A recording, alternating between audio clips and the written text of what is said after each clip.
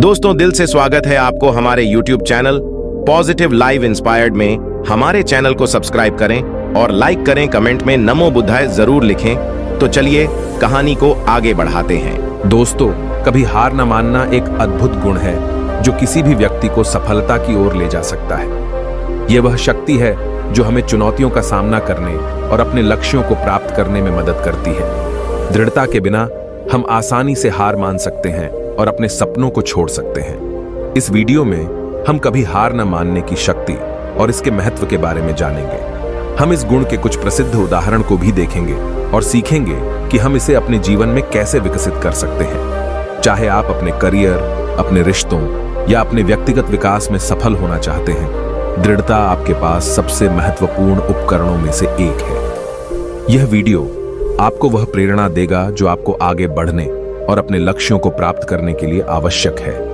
तो आइए इसे आज की बौद्ध कहानी के माध्यम से समझते हैं कि दृढ़ता क्या है और यह हमारे जीवन में कैसे परिवर्तन ला सकती है। एक बार एक बहुत ही दुखी व्यक्ति एक महात्मा के पास आकर कहता है, मैं अपने जीवन से बहुत दुखी हूं। मैं अपने बीवी बच्चों और अपने परिवार को भी खुश नहीं रख सकता। मैं अपने लिए भी कुछ नहीं कर पा रहा।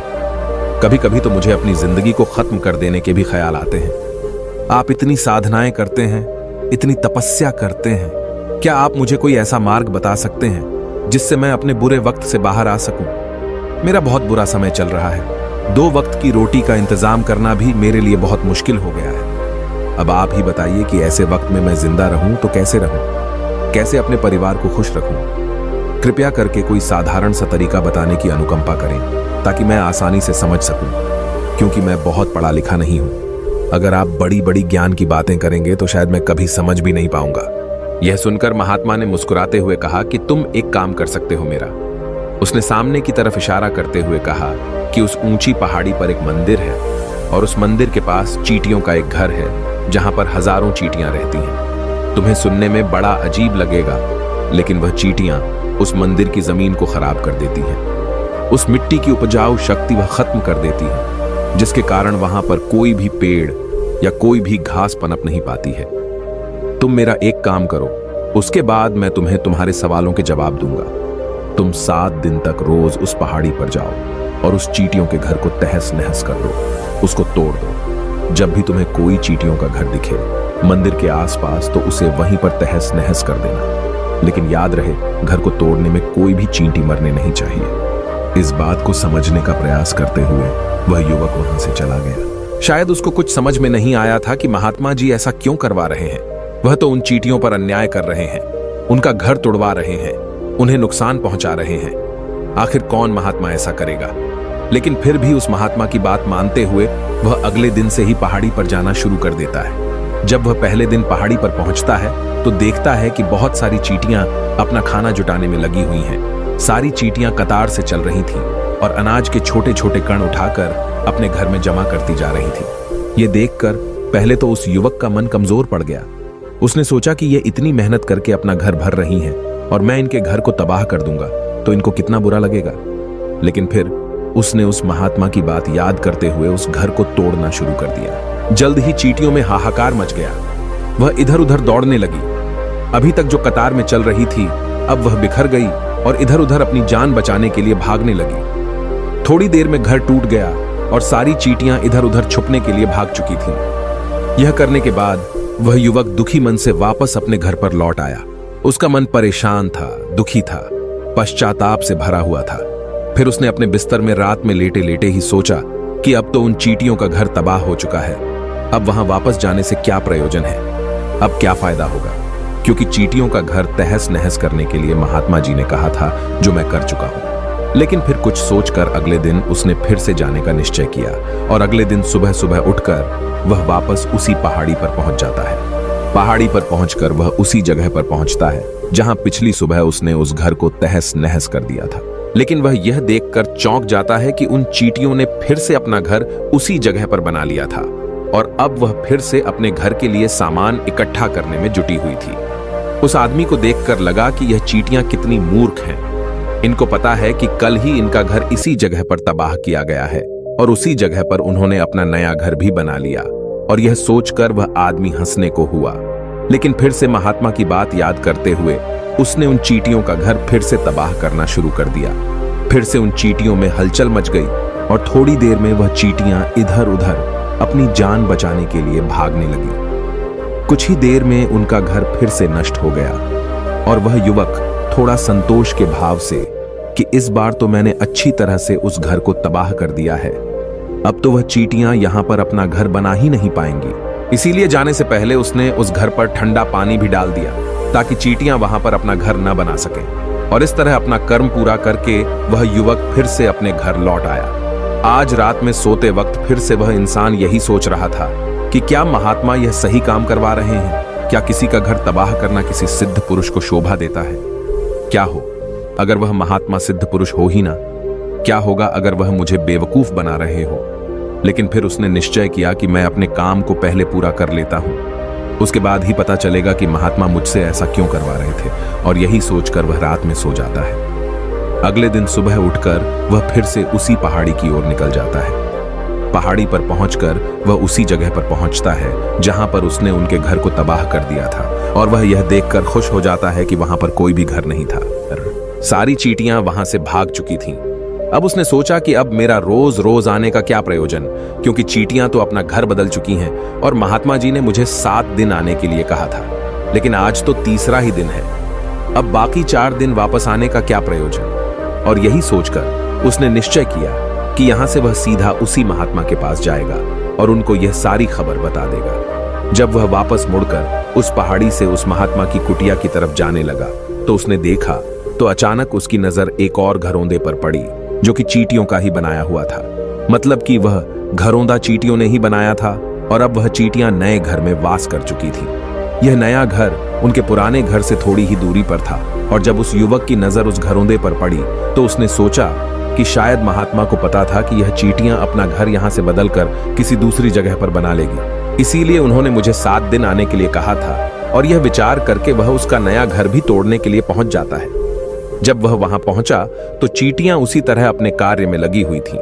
वह अपने लिए खाना इकट्ठा कर रही थी और अपने घर में जमा करती जा रही थी। जो पुराना घर टूटा था वहां भी अनाज के कण बचे हुए थे और चींटियां वहां से भी अनाज इकट्ठा कर करके वापस अपने नए घर में ला रही थी। अब यहां पर फिर से युवक का मन थोड़ा कमजोर पड़ गया, क्योंकि वह खुद भी कमजोर था, खुद भी वक्त का मारा हुआ था। इसीलिए उसके मन में उन चींटियों के प्रति दया का भाव उमड़ रहा था। उनके ऊपर उसे दया आ रही थी। वह चाहता था कि उनकी मदद करे, लेकिन वह उल्टा उनको नुकसान पहुंचा रहा था। लेकिन उस महात्मा की बात को याद करते हुए उसने फिर से उस घर को तोड़ने का निश्चय किया और उसने इस बार बड़ी ही सावधानी के साथ बिना किसी चींटी को कोई नुकसान पहुंचाए वह घर तबाह करना शुरू कर दिया। वक्त थोड़ा ज्यादा लगा, क्योंकि किसी भी चींटी को नुकसान न पहुंचाने की शर्त महात्मा ने पहले ही रखी थी। इसीलिए उसको बड़ी सावधानी के साथ उन घरों को तबाह करना था। लेकिन आखिरकार उसने उस घर को भी तबाह कर दिया और उस घर को तबाह करने के बाद वह बड़े ही दुखी मन से, इस बार वह पहले से भी ज्यादा दुखी था, क्योंकि उसने उनका नया घर भी तोड़ दिया था। वह उन चींटियों को बसने ही नहीं दे रहा था और वह अब अपने आप को शैतान या दानव समझने लगा था। लेकिन फिर भी उस महात्मा की बात को मानते हुए वह अपने घर पर दुखी मन से वापस आ गया। रात में सोने से पहले एक बार उसने फिर से सोचा कि मैं कितना बड़ा शैतान हूं, कितना बड़ा दानव हूं। पुराना घर तो छोड़ो, मैं उन चींटियों को कहीं भी बसने के लिए कोई जगह ही नहीं दे रहा हूं। वह चींटियां मेरे बारे में क्या सोचती होंगी? वह कितना दुत्कारते होंगे उस परमात्मा को जो मेरे द्वारा यह काम करवा रहा है। लेकिन फिर भी उसने अगले दिन जाने का निश्चय किया और अगले दिन सुबह सुबह वह फिर से वहां पर पहुंच गया। वह यह देखकर फिर से आश्चर्यचकित रह जाता है कि इस बार चींटियों ने एक और नई जगह पर अपना घर बना लिया था। वह पहले से भी ज्यादा ऊर्जा के साथ काम कर रही थी और उन्होंने एक रात में पहले से भी बड़ा घर बना लिया था और अब वह फिर से अपना अनाज और खाना इकट्ठा करने में जुटी हुई थी। यह देखकर उस आदमी को लगा कि यह चींटियां किस मिट्टी की बनी हुई हैं। मैं इनको बार बार यहां से भगाने की कोशिश कर रहा हूं और ये वहीं पर अपना घर बना लेती है। क्या इनको पता नहीं है कि मैं इन्हें यहां पर कभी भी बसने नहीं दूंगा? यह चींटी है, दिखने में इतनी छोटी है, लेकिन फिर भी यह मुझसे हार नहीं मान रही है। बड़े ताज्जुब की बात है। और इस बार उसने गुस्से में उस घर को तहस नहस करना शुरू कर दिया। लेकिन इस बार तहस नहस करते हुए कुछ चींटियां वहीं पर मर गईं। उसके पैरों तले कुचल दी गई। कुचलने के बाद जब वह अपने अहंकार से बाहर आया तो उसने देखा कि गुस्से में उसने उन चींटियों को कितनी क्षति पहुंचा दी है। उसका मन पश्चाताप से भर गया और वह रोता हुआ अपने घर की तरफ बढ़ गया। रात में सोते वक्त उसने सोचा कि मैं उन चींटियों पर बहुत ज्यादा अत्याचार कर रहा हूं, अब इससे ज्यादा अत्याचार मैं नहीं कर पाऊंगा। और यही सोचकर वह अगले दिन उन चींटियों के लिए अपने घर से थोड़ा आटा लेकर उसी पहाड़ी पर पहुंच जाता है। आज उसके मन में उन चींटियों के प्रति श्रद्धा का भाव था, दया का भाव था। आज वह उनकी मदद करना चाहता था। और जब वह वहां पर पहुंचा तो चींटियां फिर से अपने नए घर को बनाने में जुटी हुई थी। उसने बड़ी ही दया के साथ उन चींटियों को अपना लाया हुआ आटा खिलाया और अगले 3 दिनों तक वह ऐसा ही करता रहा। जो इंसान पिछले 4 दिनों से चींटियों को नुकसान पहुंचा रहा था, अब वही इंसान उन्हें मदद कर रहा था। वह रोज सुबह जाता और उन चींटियों को अपने हाथों से आटा खिलाता। 7 दिन के बाद वह युवक उस महात्मा के पास पहुंचकर हाथ जोड़कर बोलता है कि हे महात्मा जी, मुझे माफ कर देना। मैंने उन चींटियों का घर तबाह करने के लिए बहुत कोशिश की। मैंने उनका घर तबाह किया भी। 1 बार नहीं, 4-4 बार मैंने उनका घर तोड़ा। उसके बाद मैं हिम्मत नहीं कर पाया, उनके घर को नहीं तोड़ पाया। मैं समझ सकता हूं कि मैंने आपका काम पूरा नहीं किया और इसके बदले आप मुझे वह तरीके भी नहीं बताएंगे जो कि मुझे मेरे बुरे समय से बाहर निकाल सकते हैं। लेकिन मुझे इसका कोई दुख नहीं है। मुझे लगता है कि मैंने जो किया वह सही किया, इसीलिए मैं आपसे आज्ञा लेकर वापस जा रहा हूं। कृपया मुझे वापस अपने घर जाने की आज्ञा दीजिए। यह सुनकर उस महात्मा ने मुस्कुराते हुए कहा कि अरे बेटा, इतनी भी क्या जल्दी, रुको तो सही, जलपान तो कर लो, थोड़ी देर ठहर जाओ, उसके बाद चले जाना। और यह कहकर वह महात्मा उस युवक के लिए पानी लेकर आते हैं। पानी पिलाने के बाद महात्मा उस युवक से पूछते हैं कि तुम मुझे यह बताओ कि आखिर तुम उन चींटियों का घर तबाह क्यों नहीं कर सके। वह चींटियां तो छोटी छोटी हैं और तुम इतने विशाल हो, फिर भी तुम उन छोटी छोटी चींटियों का घर तबाह नहीं कर पाए। कहां है तुम्हारी शक्ति, तुम्हारा बाहुबल? इसका जवाब देते हुए उस युवक ने कहा कि हे गुरुवर, मैंने उन चींटियों का घर तबाह कर दिया था, बार बार किया था। एक बार तो अपने गुस्से में उन चींटियों को भी मैंने हानि पहुंचा दी थी, लेकिन जिस दिन मैंने उनको हानि पहुंचाई उसी दिन मेरे को लगा कि मैं उनको क्यों हानि पहुंचा रहा हूं, क्यों इनको इतनी तकलीफ दे रहा हूं। और उसी दिन से मैंने उनको नुकसान पहुंचाने की बजाय उनकी सहायता करनी शुरू कर दी। यह सुनकर उस महात्मा ने कहा कि यही तो सीखने की बात है। एक छोटी सी चींटी हमें जीवन का संदेश दे जाती है।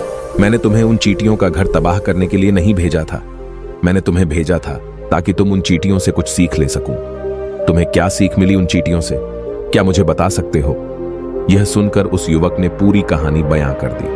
पूरी कहानी सुनने के बाद महात्मा ने मुस्कुराते हुए कहा कि बेटा, तुमने जो महसूस किया मैं वही तुम्हें दिखाना चाहता था। वो ये थी कि तुमने कितनी ही बार उनके घर को तोड़ने की कोशिश की, कितनी ही बार प्रयास किया कि उनका घर तबाह हो जाए, लेकिन वह हर बार अपना नया घर बना लेती थी।